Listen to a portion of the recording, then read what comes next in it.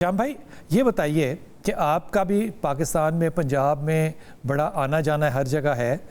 आप अगर लाहौर की मंडियों में चले जाएं, या आप फैसलाबाद चले जाएं, या आप कसूर चले जाएं, या आप सियालकोट चले जाएं, तो वहाँ 99% जो कारोबार हो रहा है, चले 90% कह लें, चले 80% कह लें, वो पर्ची पे लिख कर हो जाता है और इस पे करोड़ों रुपए का काम होता है। और इस करोड़ों रुपए की पर्ची के पीछे कोई हुकूमती सनद नहीं होती।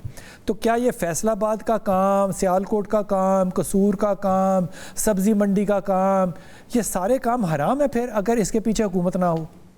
बिलाल भाई, बुनियादी तौर पे जरा दो बातें मैं वादे करना चाहता हूँ ताकि जो ऑडियंस है सामीन को समझ आ सके। एक चीज होती है जिसकी अपनी वैल्यू है, जो आपने शाह साहब से पूछा, चावल गंदुम, इसकी अपनी वैल्यू है।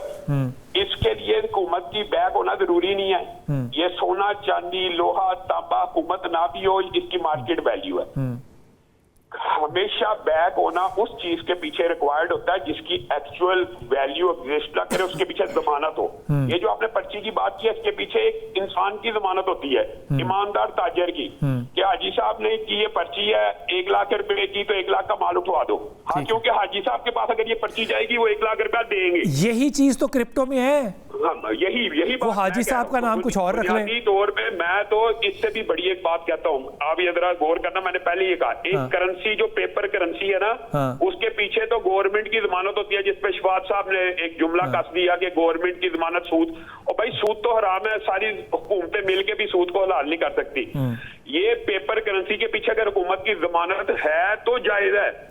बैन इसी तरह मैं क्रिप्टो को इससे एक अगला स्टेप समझता हूँ। बिलाल भाई, खुद अभी हरून भाई की आपने बात नहीं सुनी, वो कह रहे हैं वो एक सॉफ्टवेयर है, एक टेक्नोलॉजी है, एक प्रोडक्ट भी है, यानी वो एक्चुअल अपनी मालियत भी रखती है।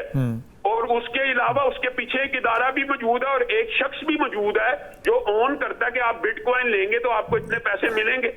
तो इसमें तो हराम की कोई, ये तो डबल यानी डिसेंट्रलाइज्ड करेंसी एग्जिस्ट करना, मैं तो समझता हूँ ये अपने आप में एक बहुत बड़ा मौजज़ा है। बहुत अच्छी बात की, बहुत अच्छी बात की, बहुत अच्छी बात की। मैं शाह साहब आपकी तरफ आता हूँ। बहुत शुक्रिया श्याम भाई आपका। देखिए, बैंक